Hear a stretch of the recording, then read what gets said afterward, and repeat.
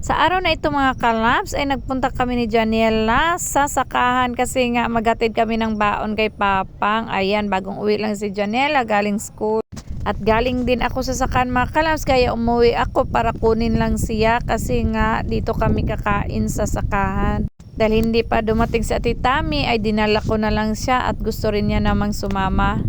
At pagkadating nga namin ni Janiela mga kalabs ay si Papang ay naghahampil pa. Pangalawang araw na niya ito mga kalabs na ginagawa.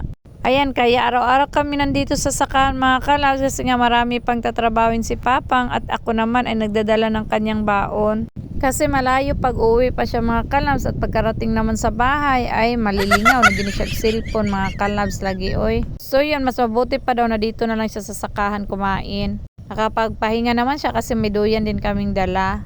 At dahil si Papang ay busy sa paghampil mga kalabs, ako naman ay magtatanim din dito ng tanglad. Baka may magbigay sa akin ng manok ba, kaya tatanim ako ng maraming tanglad. Aw. Kasi malaking tulong din na may tanim tayong tanglad dito sa sakahan mga kalabs. May purpose din ito kaya ko ito itinanim dito sa aming payag. Pero magtatanim din ako dito ng iba pang gulay mga kalabs sa susunod na araw. Sa ngayon, ito muna ang itatanim ko. Para tumubo na ito at pagkatubo na ito mga kalabs ay magdadakop na ako ng manok ng aming silingan. Joke lang. O baka may mga manok kayo dyan mga kalabs, pwede rin kayong humingi dito ng tanglad, swap tayo. Wow. Marami rin kasi namang benepisyo ang tanglad na ito mga kalabs kaya ako nagtatanim ng marami. At may benepisyo din ito sa sakahan pag nagtatanim ka mga kalabs. Iwas din ito sa mga hayop na kinatatakutan ko. Sana naman totoo. Charan, ito na ang mga tanim ko na tanglad mga kalabs. Sana mabuhay kayo ng matagal at hindi kayo malanta. At dahil gutom na kami mga kalabs at lunchtime na, ayan, kakain na kaming tatlo mga kalabs. At dahil hindi pa napanday ni Papang ang upuan dito mga kalabs, sa duyan na lang muna kami uupo. Ganito ang simpleng buhay namin sa probinsya mga kalabs. Ganito kami pag sakahan time na. Halos ang mukha namin ay nasasakahan na lang talaga araw-araw kaya huwag kayong magtaka na maitim kaming lahat ngayon.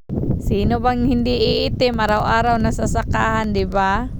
Pagkatapos kumain ay nagpahinga na si Papang para makatulog din siya kahit konti lang. Ang sarap ng hangin dito sa sakahan mga kalabs at dahil hapon na kinuha na ni Ate Tami si Janiela.